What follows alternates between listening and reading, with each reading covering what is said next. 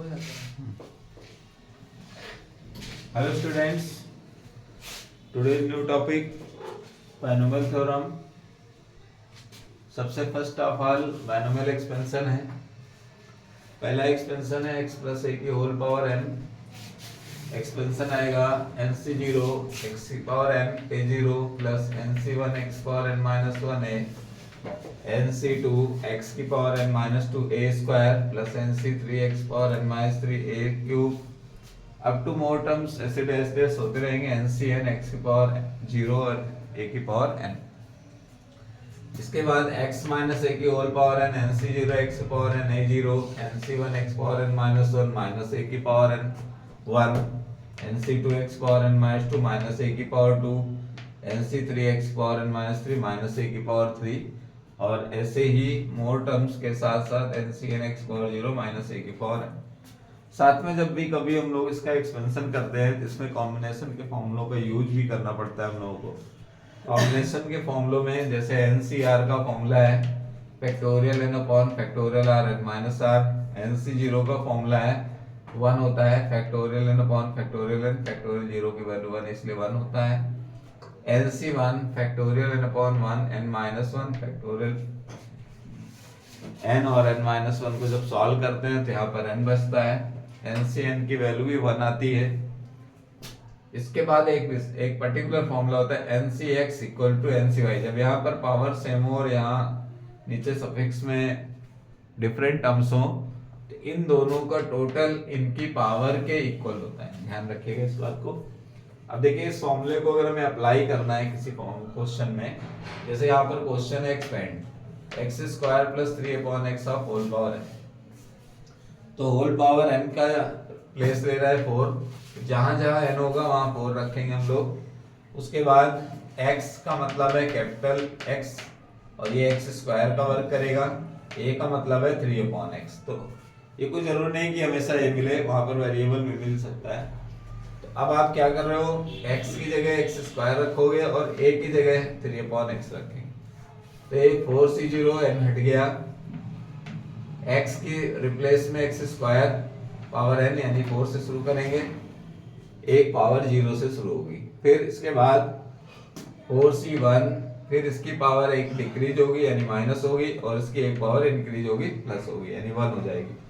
फिर इसमें 4c2 x square फिर एक और डिक्रीज होगी एक इसमें इंक्रीज होगी। ऐसे ही घटते घटते जब सेम पावर आ जाए यानी 4c4 और ये 0 हो जाए तो समझ जाइए एक्सपेंशन जो है वो यहीं पर ब्लॉक हो गया है, खत्म हो गया है। और अब यहीं पर कुछ चीजें भी आती है इससे ऑब्जेक्टिव क्वेश्चंस के लिए, जैसे इसके एक्सपेंशन में यानी पावर 4 के एक्सपेंशन में हाउ मेनी टर्म्स। अब आपसे पूछ लिया कि अगर कभी in case x square plus 3 upon x की होल पावर 4 में इसके कितने टर्म्स आएंगे, तो आप ध्यान रखिएगा जितनी पावर होगी उससे एक ज्यादा टर्म्स आएंगे, इस बात का ध्यान रखिएगा। अगर पावर 4 है तो 5 टर्म्स आएंगे, आप काउंट करके देख सकते हैं 1 2 3 4 5। तो ये बात बिना कैलकुलेशन के बताई जा सकती है। क्लियर? तो कभी भी how many terms in this expression बोले तो आप पूछिएगा पावर क्या है। जब पावर देख लेना तो उसी के अकॉर्डिंग उसमें 1 + 1 करके बता दीजिएगा, एक्सप्रेशन पता चल जाएगा। अब इसके बाद जैसे मान लीजिए फिर ये क्वेश्चन लग गया 100 - 2 की होल पावर 4। यहाँ पर रिस्ट्रिक्शन लगा हुआ है कि 100 - 2 की होल पावर 4 को हम कैसे एक्सपेंड करेंगे। तो यहाँ पर भी वही काम है कि यहाँ पर भी n की वैल्यू 4 है, x की वैल्यू 100 है, a की वैल्यू -2 है। इस बात का ध्यान रखेंगे। तो इसमें दूसरा वाला फॉर्मूला लगा सकते हैं और जब दूसरा वाला फॉर्मूला लगाएंगे तो यहाँ पर आएगा ऐसे लिखेंगे 4c0, ठीक है, और 100 की पावर 4 फिर -2 की पावर 0, ठीक है। जहां जहां a है -2 लिखते जाएंगे, जहां जहां x है वहां 100 लिखते जाएंगे। फिर इसमें इसीलिए फॉर्मूला याद करा रहे हैं 4c1, ठीक। अब यहाँ 100 की एक पावर कम हो गई 3 और -2 की एक पावर बढ़ गई। फिर इसके बाद 4c2, यहाँ 100 की एक पावर और कम हो गई और यहाँ -2 की एक पावर और बढ़ गई। फिर 4c3, यहाँ 100 की एक पावर और कम हो गई 1 हो गई और यहाँ -2 की एक पावर बढ़ गई, ठीक है। फिर 4C4 100 की पावर क्या हो गई, कम हो गई यानी 0 हो गई। अब इसके बाद -2 की पावर 4, यही पर ये एक्सपेंशन ब्लॉक हो गया। अब अगर मान लो आपको इसकी वैल्यू चाहिए तो आइए देखते हैं वैल्यू कैसे आएगी।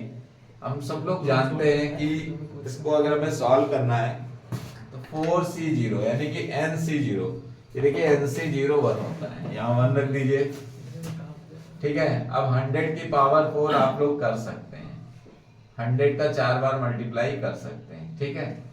इसके बाद -2 की पावर 0 भी 1 होगा, प्लस 4C1, ये वैल्यू लगाइए NC1, वैल्यू आएगी n यानी 4 आएगा। फिर 100 की पावर 3 3 बार मल्टीप्लाई कराइए और माइनस का 2 यानी -8 हो जाएगा, ठीक है। इसके बाद 4C2, अब रही बात 4C2, 4C3 की इसकी वैल्यू आपको निकालनी पड़ेगी। तो 4C2 की वैल्यू ऐसे निकलेगी, फैक्टोरियल 4 फैक्टोरियल 2 फैक्टोरियल 2, 4 3 2, ये कैंसिल हो जाएंगे, 2C2 यहाँ 2 बचेगा तो ये 6 आ जाएगा, ठीक है। तो इसकी वैल्यू हो गई 6, 4C2 की वैल्यू 6, और 6 इंटू 2 कितना हो गया 12, और ये स्क्वायर इसलिए, लेकिन ये 2 का स्क्वायर होगा तो 4, तो 6 इंटू 4 24, ये हो गया 24 इंटू 100 का स्क्वायर। अब आप 100 का स्क्वायर कितना होता है लिख सकते हैं। फिर इसके बाद आ गई +4, यहाँ 2 की पावर 3 है तो -8, 4C3 की वैल्यू कैसे निकलती है, 4C3 फैक्टोरियल 4 फैक्टोरियल 3 फैक्टोरियल 1, 4 हो जाएगी, ठीक है। सीधे यहाँ पर इंटू 4, अब क्या हुआ 100 इंटू 100, ठीक है, प्लस अब 4C4 NCN 1 होता है इंटू 100 की पावर 0 भी 1 होता है, और -2 की पावर 4 का मतलब होता है 2 दूना 4 दूना 8 दूनी 16 16, इनको मल्टीप्लाई करा दीजिए आप समझ जाएगा, ठीक है।